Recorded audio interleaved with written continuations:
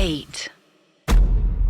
अर्श, कभी कभी मुझे लगता है कि हमारे सनातन माइथोलॉजी का जी राधा इतिहास का सांपों से, नागों से बहुत गहरा रिश्ता है। बिल्कुल। फिर चाहे वो वासुकी हो या फिर चाहे वो तक्षक हो, चाहे कालिया नाग हो। जी बिल्कुल। तो और इनफैक्ट जब 19th सेंचुरी 18th सेंचुरी में जब अंग्रेजी राइटर्स ने यहाँ पे इंडिया में आना शुरू किया तो they called it a land of snake charmers. Snake charmers. हालांकि ये तो काफी डेरोगेटरी, अपमानजनक उनकी एक व्याख्या थी, लेकिन उसके बावजूद हमारे यहाँ एक कालबेलिया समुदाय भी है जो कि सांपों के जैसा नृत्य करता है, उनके साथ खेलता है। बंजारे जितने भी जो है कितने ट्राइब्स हैं जो कि सांपों के साथ तरह तरह के नट करती आ रही है। और हमारे ही कल्चर में जो है इच्छाधारी नाग नागिनों की बड़ी कहानियां होती।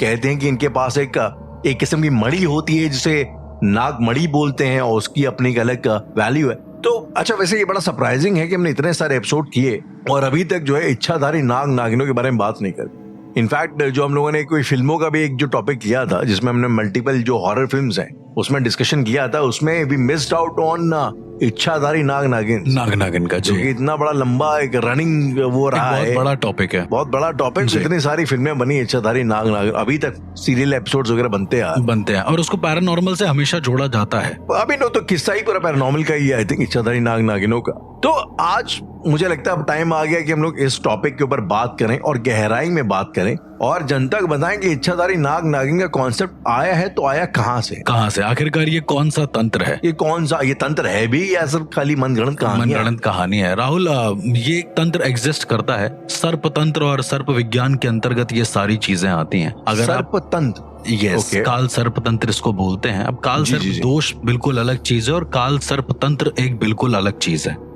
उन दोनों का कहीं से कोई मेल नहीं है। जब बात करते हैं हम नागों की, राहुल, तो जब मैं आपसे कहता हूँ कि जो तंत्र निकला है वो कहाँ से निकला है, अगर मैं आपसे पूछूं तंत्र को बोलने वाले कौन है? शिव जी हैं, राइट।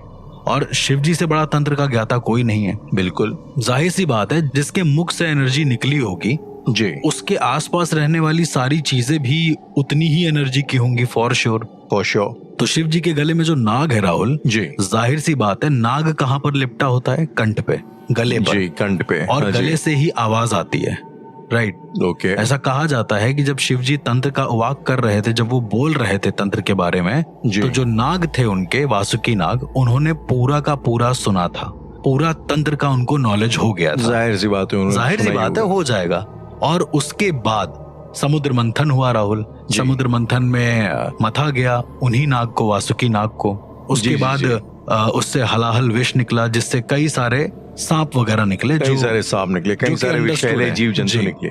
कहा जाता है कि जब वो सारे जीव जंतु धरती पर आए जी, तो उसमें से जो सबसे ज्यादा देर से धरती पर आए हैं, लेट्स सपोज कोई बूंद गिरी हलाल विष की और वो कोई कीड़े मकोड़े में बदल गई या फिर कुछ भी ऐसा बदला, जो सबसे पहला जो बूंद गिरा था, राहुल, कहा जाता है कि वो डायरेक्ट धरती पर नहीं गिरा था। उसे धरती पर गिरने से पहले भगवान शिव ने उसके लिए एक मणि उतारी थी। उदाहरण के तौर पे रुद्राक्ष कभी भी डायरेक्ट धरती पर नहीं गिरे। भगवान शिव के जो आंसू थे वो जहां जहां पर गिरे वहां पर एक पेड़ उत्पन्न हो गया, राइट। कहते हैं कि वो फिर रुद्राक्ष का पेड़ था इस तरीके से। और भगवान शिव की जो जटाएं थी उसमें जो गंगा समाई थी वो भी डायरेक्ट धरती पर नहीं उतरी। उसको उतरने के लिए एक लिंग हुआ, शिवलिंग हुआ, जिस पर वो अवतरित करके उतर गई गंगा, ऐसा कहते हैं। तो अब मैं आपको इसके इतिहास बारे में डिटेल में बात करेंगे हमारे माइथोलॉजिकल पॉडकास्ट में, जिसे हम इंडियन वैदिक पॉडकास्ट कहते हैं। थोड़ा तो मैंने उसका कॉन्टेक्स्ट दे ही दिया है, राहुल, लेकिन अब मैं आपको बताता हूँ कि जो सबसे पहली जो बूंद गिरी वो एक मणि के ऊपर गिरी, उसे हम लोग नागमणि कहते हैं। अब मणि का कॉन्सेप्ट लाते हैं सबसे पहले, राहुल। कहा जाता है कि जो बहुत तांत्रिक जो होते हैं वो क्या काम करते हैं, जो भी सांपों को सिद्ध करते हैं। अच्छा, बाय द वे, आप सांपों को सिद्ध भी कर सकते हैं। जिस तरीके से हम लोगों ने जो जीव दृष्टि की वाले एपिसोड में बात करी थी, नहीं, इससे थोड़ा सा अलग है। मैंने जीव दृष्टि में अगर बात करनी होती तो मैं जीव दृष्टि में इसकी बात कर चुका होता कि आप इस तरह से, लेकिन सांपों को आप उस तरीके से सिद्ध नहीं कर सकते। सांपों को आपको एज अ एंटिटी सिद्ध करना पड़ेगा। दिक्कत ये है। क्या ये बात सही है बायोलॉजिकली? जो मैंने सुना है कि सांपों की खुद की विजन नहीं होती, वो आपको आपकी रेडिएशन से ज्यादा आइडेंटिफाई करते हैं। बिल्कुल, उनका खुद का ऐसा कुछ नहीं होता है, लेकिन ऐसा विजन नहीं होती है, बिल्कुल नहीं होती है। लेकिन एक और चीज है सांपों के साथ कि वो शिव जी के गले में विराजते हैं। उनको तंत्र का पूरा, अब आपको कई बार ऐसा सुनने को मिला होगा, राहुल, कि सांप की जो केंचुली है लोग उसको घर में रखते हैं, राइट? जी जी। बहुत सारे लोग ऐसे हैं गांव में जो ये काम करते हैं और उससे किसी भी तरह के तंत्र मंत्र से छुटकारा मिल जाता है। लेकिन लेट मी टेल यू, मूठ और ये अंधविश्वास है, ऐसा होता है वाकई में? ऐसा होता है, बिल्कुल होता है। ओके। और लेट मी टेल यू कि मूठ और कई तरह के वशीकरण जो होते हैं जी, वो सांप की केंचुली से बड़ी ही आसानी से उतारे जा सकते हैं, बहुत सिंपल तरीके से। मैं यहाँ पर सांपों की बात इसलिए कर रहा हूँ और सपेरों की इनफैक्ट बात इसलिए कर रहा हूँ क्योंकि जो सपेरे होते हैं वो क्या काम करते हैं, आप उनको आधा तांत्रिक मान लीजिए सपेरों को। बिल्कुल, क्योंकि उनको जड़ी बूटियों का ज्ञान होता है, क्योंकि उनको सांपों के मैकेनिज्म का ज्ञान होता है, तंत्र का ज्ञान होता है। और उसके साथ साथ कई बार ऐसा भी कहा गया है कि जो सपेरे होते हैं वो सांप को काबू करने के लिए सिद्धि करते हैं किसी तरह की। बिल्कुल करते हैं राहुल, और वो सिद्धि बड़ी अजीब होती है। कहा जाता है कि वो सर्प तंत्र के अंतर्गत आती है और उसमें यदि तुमने सांप को सिद्ध कर लिया तो वो सांप आजीवन तुम्हारे पास रहेगा। उसकी मौत नहीं होगी। Okay, now here comes the interesting fact कि बहुत सारे ऐसे सांप हैं जिनकी मौत हो जाती है, राइट? अब मौत होने पर क्या होता है, सांप मर जाता है, फिर उसको गाड़ दिया जाता है इस तरीके से। लेकिन ये जो तांत्रिक होते हैं, जो सपेरे भी होते हैं इनफैक्ट, ये क्या काम करते हैं, आप देखिएगा सपेरों का जो लुक होता है, वो गले में बहुत सारी जड़ी बूटियां पहने रहते हैं, हाथ में उनके बीन रहती है, सारी चीजें। लेकिन जो तांत्रिक होते हैं वो जड़ी बूटियां नहीं पहनेंगे, वो एकदम प्लेन रहेंगे। कभी इस तरह के आप अगर देखेंगे तो आप इस तरह के सपेरों से मिलिएगा, उनका बोलचाल, उनका कहना, उनका सारी चीजें बिल्कुल अलग होती हैं। अब अलग इन द सेंस, मतलब कैसे अलग होती हैं? मतलब वो स्वयं शिव के सेवक होते हैं और कहा जाता है कि वो इतना ज्यादा मानते हैं सांपों को और शिव को कि उन्होंने उसको बसा लिया होता है अपने अंदर। वो किसी जड़ी बूटियों के जरिए उनको काबू नहीं करना चाहते हैं। मतलब आप कहना चाह रहे हैं कि उन्होंने शिवत्व को अपने अंदर समा लिया होता है? शिवत्व को अपने अंदर समा लिया होता है। और दूसरा ये कि वो किसी जड़ी बूटियों का सहारा नहीं लेते हैं किसी सांप को बेहोश करने में, उसके दांत निकालने में।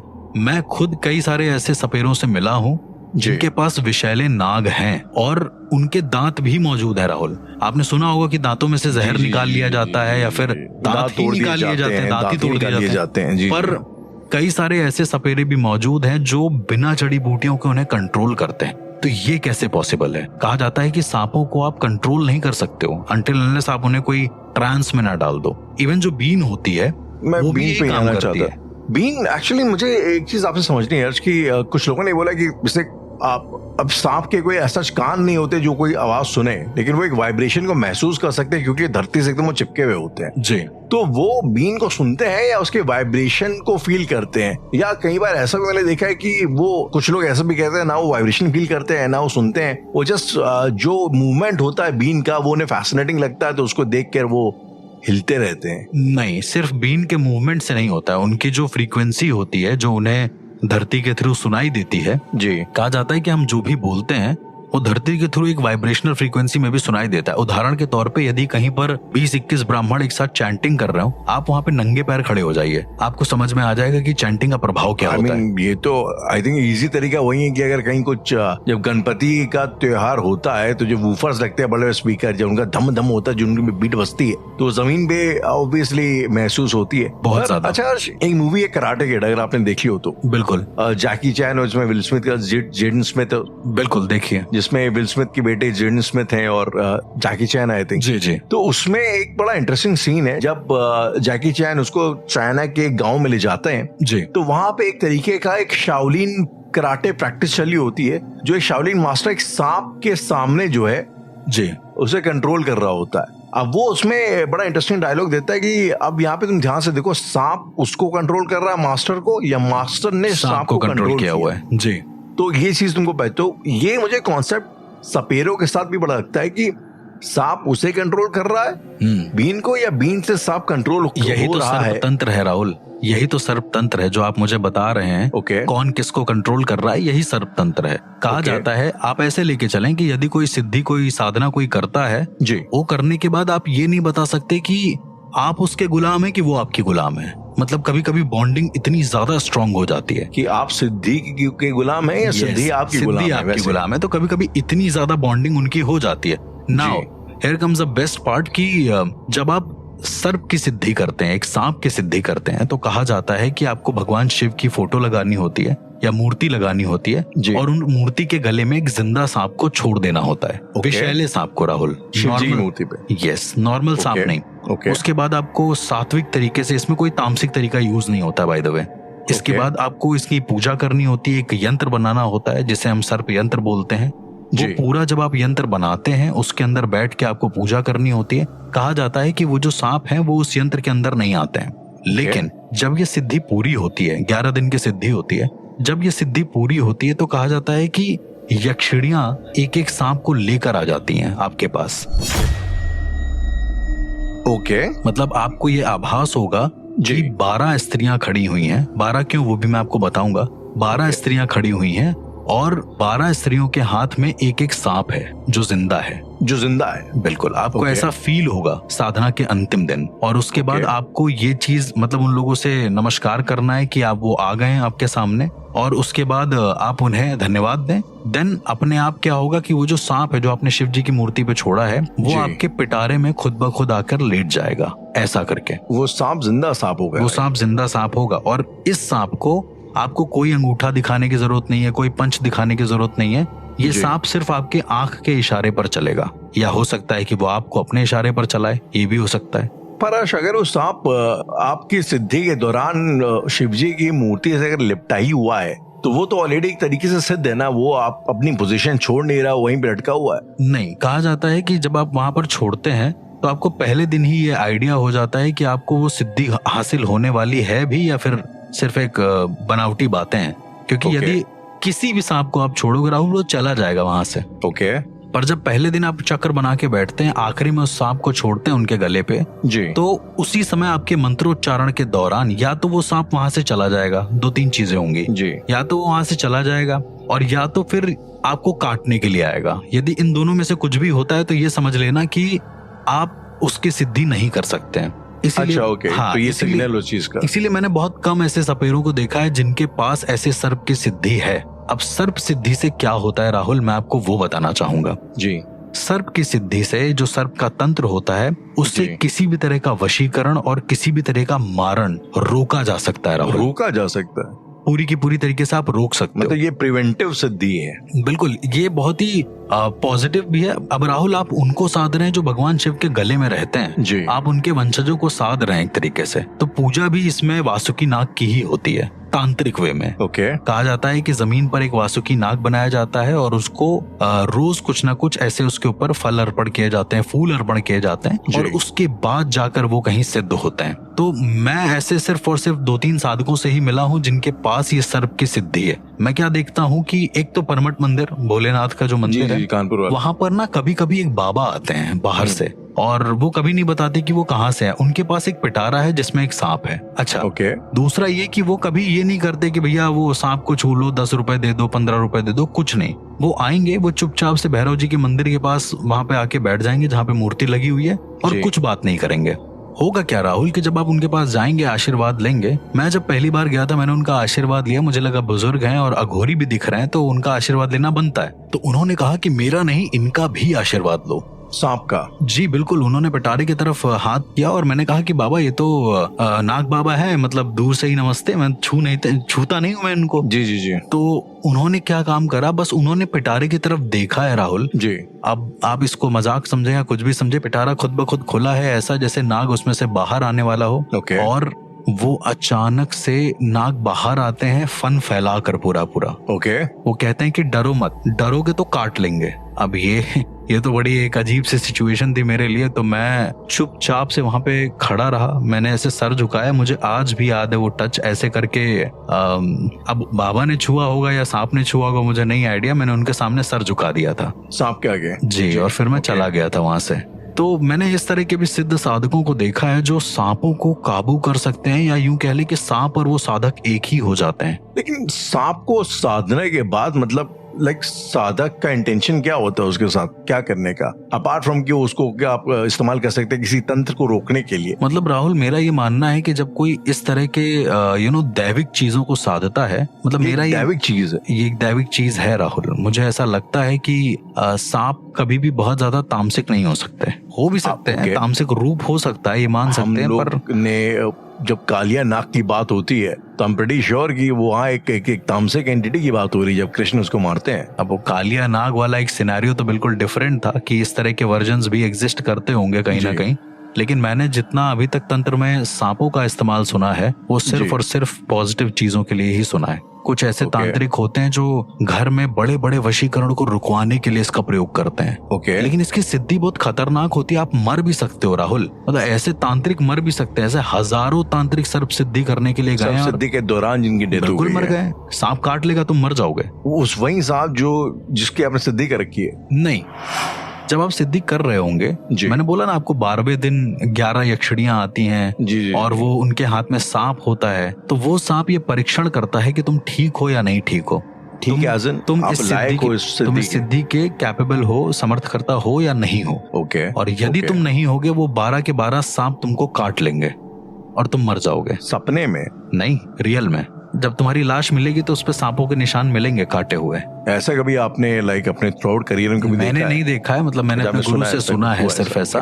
और लेकिन वो उन्होंने बोला है तो ऐसा हुआ होगा फॉर श्योर, क्योंकि 10-15 बार ऐसा हुआ है जहाँ पर तांत्रिक बड़े ही अजीब सी हालत में गिरे पड़े मिले हैं। अच्छा, आपने कभी ऐसे मतलब कभी सांप की केंचुली या किसी सांप का प्रयोग किया है किसी प्रकार के वशीकरण को टालने के लिए या किसी और काम के लिए? बिल्कुल किया है मैंने, मतलब मैंने कोई सिद्धि नहीं करी है, लेकिन मैंने सांप की केंचुली का उपयोग किया हुआ है मैंने। अब थोड़ा बताएंगे उसके बारे में, उस केस के बारे में? बिल्कुल, मतलब जयपुर का केस था राहुल, और वहां पर एक घर में ऐसा था कि बड़ा ही अजीब सा सिनेरियो था कि उसका भाई पागल हो गया था। मेरा एक दोस्त है, उसका भाई पागल हो गया था। उसकी माँ को ऐसा लगता था कि उसके गले पर कोई चढ़ा हुआ है, इस तरीके से। मतलब उनके यहाँ किसी ने बहुत ज्यादा भारी मात्रा में उच्चाटन, विद्वेषण, स्तंभन, ये सारी चीजें करवा रखी थी, मतलब 3-4 षटकर्म करवा रखे थे। अच्छा।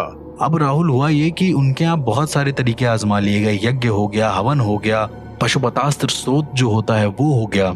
जी, बाय द वे पशुपतास्त्र स्रोत जो है वो इकलौती ऐसी चीज है जो इवन ब्रह्म राक्षस से भी निजात दिला सकती है। वापस बोलेंगे, पशुपतास्त्र स्त्रोत्र। जी, क्या चीज होती है ये? जो मैंने आपको बताया था कि 3 अस्त्र होते हैं, बहुत बड़े बड़े ब्रह्मास्त्र, नारायणास्त्र। हाँ जी, तो आप उसी की बात कर रहे हैं जो अस्त्र होता है। यस, उसका एक स्रोत होता है, उसको बुलाने का, के पास था, उसको बुलाने का एक स्रोत होता है। तो उस स्रोत के जरिए तुम किसी भी आत्मा को अपनी जगह से हटा सकते हो हमेशा के लिए। मतलब उसको कहीं और शिफ्ट कर सकते हो, मार नहीं सकते हो, उसको हटा सकते हो। तो उनके घर में पशुपतास्त्र भी उपयोग हो चुका था, बट उससे कोई फायदा नहीं हुआ राहुल, कोई भी फायदा नहीं हुआ। ऐसा कहते हैं कि ये होने के बाद उनके घर जब मैं गया हूँ, अच्छा, इनके यहाँ पे एक बड़ी अजीब सी चीज ये थी कि घर के पीछे वाले एरिया में बहुत सारे नाग मरे हुए मिलते थे। छोटे छोटे नाग, मतलब नॉट बड़े जिनके फन वन हो, वो नहीं, छोटे नाग मरे हुए मिलते थे। अब सबसे अजीब सी चीज ये थी कि नागों का मरना एक इत्तेफाक नहीं हो सकता, मेरा ऐसा मानना है राहुल। जब नाग मरते हैं तो वो अपने साथ एक संकेत देकर जाते हैं कि या तो तुम्हारे घर में कुछ बहुत बड़ी प्रॉब्लम आने वाली है या फिर आनी थी और टल गई है, मेरा ऐसा मानना है। अभी राहुल आप ऐसे समझो कि नॉर्मल घरों में जब सांप निकल जाता है तो क्या करते हैं, उसे ससम्मान हटा देते हैं, ऐसा नहीं कि उसको मार दिया और मार के, ये सब तो नहीं करते हैं। इनफैक्ट मुझे जहाँ तक याद है अर्श कि हमारे घर में तो एटलीस्ट इसको बड़ा शुभ माना जाता था कि आपके घर के अंदर कोई सांप आ रहा है या आपके सपने में कोई सांप आ रहा है, टू बी ऑनेस्ट। और ये तो बहुत अच्छा माना जाता था कि अरे भोलेनाथ तुम पे प्रसन्न है, और इस तरीके से। या कभी किसी शिवलिंग के पास आप बैठे हो, वहां पर एक सांप आकर बैठ गया तो वो भी एक प्लस पॉइंट हो जाता था। राइट। लेकिन राहुल, मैं जिनके घर की बात बता रहा हूँ उनके घर में सांप के मुंह कुचले हुए मिलते थे, बहुत बुरी तरीके से, घर के पीछे वाले एरिया में। अच्छा, एक और चीज होती थी कि वो जो लाठी होती थी जिससे उनका मुंह कुचला हुआ होता था जी, वो लाठी हमेशा उस घर से टिकी हुई मिलती थी। मतलब उस लाठी में सांप का खून लगा हुआ होता था। और ये सबसे ज्यादा अजीब बात थी। दिक्कत ये थी कि इनका जो छोटा वाला भाई था, मैंने आपको बताया था ना, जो पागल है, तो वो क्या काम करता था, उस लाठी को उठा के घर में ले आता था अब वो पागल था, थोड़ा दिमाग से भी पागल था। वो लाठी आसपास रहती थी, वहीं पे घर से टिका के रख दी जाती थी। वो उसका किसने मारा होता है पता नहीं, इसका कोई आइडिया नहीं था। तो कोई आता है उस लाठी का इस्तेमाल करता है, छोटे वाले सांप को मारता है। हाँ, रातों रात होता है, ये रातों रात होता है, उसको मार के वो लाठी को ही छोड़ देता है, वहीं छोड़ देता है। ओके। तो ये छोटा भाई इसका क्या काम करता था कि छोटा भाई जाकर सीधा का सीधा वो डंडा उठाकर ले आता था। अच्छा, उस डंडे को ऊपर छत पे इकट्ठा कर देता था। वो करीबन ऐसे 30-40 डंडे उसने इकट्ठा कर रखे थे राहुल। ओके। अब देखो, वो पागल था तो उसको ज्यादा इतना हैवी लिया नहीं जाता था, लाइटली लिया जाता था कि अरे वो ला रहा है डंडा, चलो रख ही तो रहा है, क्या दिक्कत हो रही है।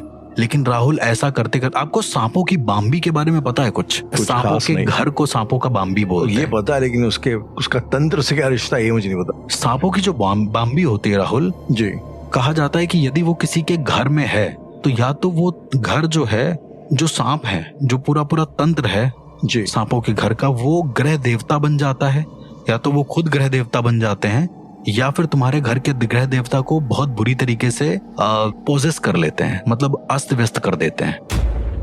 I mean, अर्श, की बड़ी कॉमन सेंस वाली बात है कि अगर आपके घर में सांपों की बाम्बी होगी, मतलब मल्टीपल सांप होंगे, तो कहीं ना कहीं आपका घर अफेक्ट तो होगा ही। आप मतलब बिल्कुल होगा, लेकिन यही है कि आप घर छोड़ के चले जाएं। घर छोड़ कर चले जाएं, आप बाम्बी तो हटा नहीं सकते राहुल। पर इन लोगों ने ये गलती करी, इन्होंने बाम्बी हटा दी। एक तो ऑलरेडी इनके घर में उच्चाटन विद्वेषण ये सब हो रखा था, वो तो किसी की कृपा होगी तो इनके घर में वो सांपों की बाम्बी बन गई। ठीक है, जो बांस इकट्ठा हो रहे थे ना राहुल जी जी जी, उसी के अंदर कहीं ना कहीं वो धीरे धीरे जाके, मुझे नहीं पता कैसे, वहां पे सांपों की बाम्बी बन गई एक छोटी सी, और थोड़ा मिट्टी भी थी, तो उन लोगों ने अपना घर बना लिया होगा समहाउ। वो सांप वहां ऊपर आके कैसे रहते थे ये नहीं पता। नाउ एक बड़ी अजीब सी चीज थी कि इन लोगों ने ये सोचा कि भाई घर में इतनी दिक्कतें हो रही तो घर छोड़कर चले जाओ। राहुल, उस दिन कुछ बहुत अजीब हुआ उनके घर में। क्या? जैसे कि उस दिन रात को इनका जो बच्चा है जो पागल था जी, वो जीनी पर बैठा इनको मिला। इनकी माँ आई और बोली बेटा क्या हुआ, और जब उस बच्चे ने अपनी आंखें ऊपर करी तो उसकी पुतलियां सांपों की पुतलियों के जैसे थी, सेम। क्या बात कर रहे हैं आप? ऐसा उनकी मम्मी ने मुझे बताया। अब उनको हेलुसिनेशन भी हो सकता है, और उनका बेटा बोल रहा था कि मेरा घर ऊपर है, हमें अकेले छोड़कर मत जाओ। ये बहुत ज्यादा खतरनाक था राहुल सुनने में, क्योंकि वो बेटा जो पागल है वो इतना सीरियस होकर बोल रहा है। उसने 3 बार ऐसा बोला कि हमारा घर ऊपर है, हमें छोड़कर मत जाओ, हमारा घर ऊपर है, हमें छोड़कर मत जाओ। I mean, उस बच्चे की एज क्या रही होगी वैसे अंदाजा? जो पागल बच्चा था उसकी एज रही होगी 13 साल 14 साल अराउंड, 13-14 साल ऐसे ही रहा होगा वो। उनकी मम्मी उसको देखकर बेहोश हो गई राहुल, क्योंकि अपने बच्चे की कोई ऐसी आंखें देखकर कोई भी बेहोश हो जाएगा। आप जरा सोचे, वो एकदम नाग लग रहा था जी, उसकी स्किन अलग से चमक रही थी राहुल, ऐसा उनकी मम्मी का विवरण था। उनकी मम्मी जब सुबह उठी हैं तो वो बार बार वो जो पागल बच्चा है उसको देख के डर रही हैं। और वो पागल तो पागल, वो कुछ भी हरकत कर रहा है, वो इधर उधर घूम रहा है और कह रहा है कि मम्मी डर गई, अच्छा हुआ, ये है वो, मतलब वो कुछ भी हरकतें कर रहा था। Let me tell you Rahul, वो पागल था नहीं, मतलब लोगों की नजरों में पागल था, पर मुझे ऐसा लगता है कि सांपों के जो भी एक बाम्बी के जो सरदार होते होंगे, या सांपों का एक जो मुखिया होता होगा, उसकी आत्मा ने इसे पोजेस किया, मेरा ये मानना था। ये मानने की कोई खास वजह? बिल्कुल। जब मैं घर गया तो उनकी मम्मी तब भी डर रही थी, मतलब उनकी मम्मी जब उस बच्चे को छू रही थी जो पागल था, तो उनको लग रहा था ये कोई सांप की स्किन है पूरी की पूरी। लेकिन वो तो बेचारा नॉर्मल सा बच्चा पागल, मैं छू रहा था एकदम नॉर्मल था, वो कुछ भी हरकतें कर रहा था, खेल रहा था, इधर उधर दौड़ रहा था। तो एक दिन मुझे ये समझ में आया कि इसका एक ही रास्ता है, रात में जगो और ये जो कर रहा है उसकी हरकतों पर नोटिस करो। राहुल, मैं रात में जगा और उस बच्चे के कमरे पर ध्यान देने लगा। वो आराम से सो रहा था, दवा खिला के उसको सुला दिया होगा, जो भी होगा। वो उठा तो नहीं, लेकिन तभी अचानक से मेरा दोस्त मुझे ऊपर से बुलाता है, मतलब वो ऊपर खड़ा होगा, गर्मी थी उस समय पे, तो मेरा दोस्त कहता है भाई ऊपर आ जाओ, थोड़ी देर बात करते हैं। हम ऊपर गए, हमने बहुत देर उसके प्रॉब्लम्स के बारे में बात करी, लेकिन एक बहुत अजीब चीज थी राहुल। क्या? मेरा जो दोस्त है वो कह रहा था कि लोग बेवजह सांपों को मार देते हैं, ये बात तो गलत है। मैंने भी कहा हाँ ये बात तो गलत है, ऐसे तो नहीं होना चाहिए। जी। करीबन 1-1.5 घंटा हमारा डिस्कशन चला है राहुल। अब 1-1.5 घंटे डिस्कशन के बाद लाइट आ गई है, करीब 1:30-2 बजे के आसपास की बात होगी। लाइट आ गई, मैं नीचे जाने लगा, वो उसका कमरा ऊपर था सोने के लिए। तो जीने के बगल में, मतलब जो स्टेयर्स थी उनके बगल में एक शीशा लगा हुआ था राहुल। मैं जब उतरने वाला था तो मेरा दोस्त ऐसे बोलते ना कि चलो जा रहे हैं सोने, गुड नाइट ऐसा करके। जी। उसने बोला, पता नहीं क्यों मेरी नजर शीशे पर पड़ी 1 सेकंड के लिए और वहां से हट गई, मतलब होता है ना, आप जाते आते ऐसे देख लेते हैं। और राहुल मुझे ऐसा लगा कि मेरे दोस्त की जो आंखें हैं वो सांप की आंखें हैं, हल्का सा मुझे ऐसा लगा। ओके। सुबह उठने पर मैंने उसकी बातों को नोटिस किया राहुल, जो एक रात पहले हमारे बीच हुई। उसने कहा कि यहाँ से हम जा रहे हैं, अब बाकी लोगों का क्या होगा, ये सब बातें वो मुझसे कर रहा था। किस कॉन्टेक्स्ट में कह रहे थे कि हम यहाँ से जा रहे हैं? अरे क्योंकि घर छोड़ के वो लोग जा रहे थे सारे के सारे। ओके। तो शायद कोई ऐसा सर्प रहा होगा जो उसकी बॉडी में प्रवेश करा होगा, समहाउ उसकी आत्मा, और वो मुझसे बात कर रही होगी एक तरीके से। क्योंकि जिस तरह से वो बात कर रहे थे कि अब मेरे इस घर का क्या होगा। उस बाम्बी के बारे में बात हो रही थी। उस बाम्बी के बारे में बात हो रही थी। मैंने सुबह उसको बुला के पूछा तो बोला यार ऊपर वो सांपों की बाम्बी है यार, इसलिए हम लोग यहाँ से जा रहे हैं। मतलब आधा सामान शिफ्ट कर चुके थे ये लोग। अब ये होता है राहुल आपकी, आप कह रहे थे बाम्बी को तोड़ दिया गया था। तोड़ा नहीं था, वही वो लोग तोड़ने के फिराक में थे कि ये लोग तोड़ देंगे। अच्छा, पूरी तो बाम्बी किसी ने आके बोला कि मत तोड़ो। तो मैंने उनसे ये बोला कि आप क्या प्लान क्या है, तो बोला कि अब किसी को देंगे घर, तो ऐसी बाम्बी में तो रहेगा नहीं भाई, उसको तो तोड़ के देना पड़ेगा। तो थोड़ी बहुत बाम्बी टूट गई थी, मतलब समहाउ। मैंने ये बोला कि भाई जो बाम्बी टूटी है ना उसको वापस से बना दो। एक बात बताइए, उस बाम्बी में वो बाम्बी खाली थी या उसमें सांप थे उस टाइम पे?